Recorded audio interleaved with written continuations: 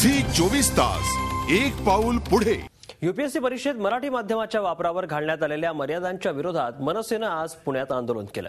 मनसे कार्यकर्त्यांनी शहरातील post office कार्यालयाबाहेरील Hindi भाषेतील फलकांना काळं फासलं। यूपीएससीकडून मराठी भाषेवर अन्याय होत असून हा मराठी भाषा हद्दपार करण्याचा डाव असल्याचा आरोप आंदोलनकर्त्यांनी यावेळी केला।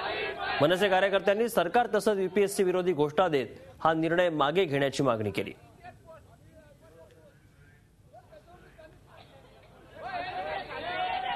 मराठी भाषेला नाकारण्याचा आणि हिंदीला प्राधान्य देण्याचा हा जो प्रकार आहे त्याचा विरोध म्हणून आज महाराष्ट्र नवनिर्माण सेनेने डाकघराच्या इथं असलेल्या हिंदी भाषेच्या फलकांना काळं फासलेलं आहे। यापूर्वी या सर्व भाषांमधून यूपीएससीचे पेपर देता येऊ शकत होते, परंतु फक्त हिंदी भाषिकांना सहाय्य करण्यासाठी केंद्र सरकारने घेतलेला हा निर्णय, म्हणूनच त्याला विरोध करण्यासाठी आज महाराष्ट्र नवनिर्माण सेना रस्त्यावर उतरली आहे। नुकत्याच यूपीएससीच्या परीक्षेमध्ये या भारतामधल्या 22 लँग्वेजपैकी फक्त एकच भाषेला प्राधान्य दिलं, ती म्हणजे हिंदी। आणि हिंदी आणि इंग्रजीमधनंच फक्त मुलांनी पेपर द्यावेत। याचा अर्थ या भारतामधल्या बाकीच्या 21 भाषांना तुम्ही नाकारताय। आणि म्हणूनच या महाराष्ट्रामध्ये जर मराठीमध्ये यूपीएससीची परीक्षा भविष्यामध्ये जर घेतली नाही तर या मराठी मुलांना भविष्यामध्ये यूपीएससी मध्ये किंवा या आयपीएस अधिकाऱ्यांच्या मध्ये आम्हाला आपली मराठी टक्का दिसणार नाही। म्हणून हे आजचं आंदोलन आहे। झी 24 तास एक पाऊल पुढे।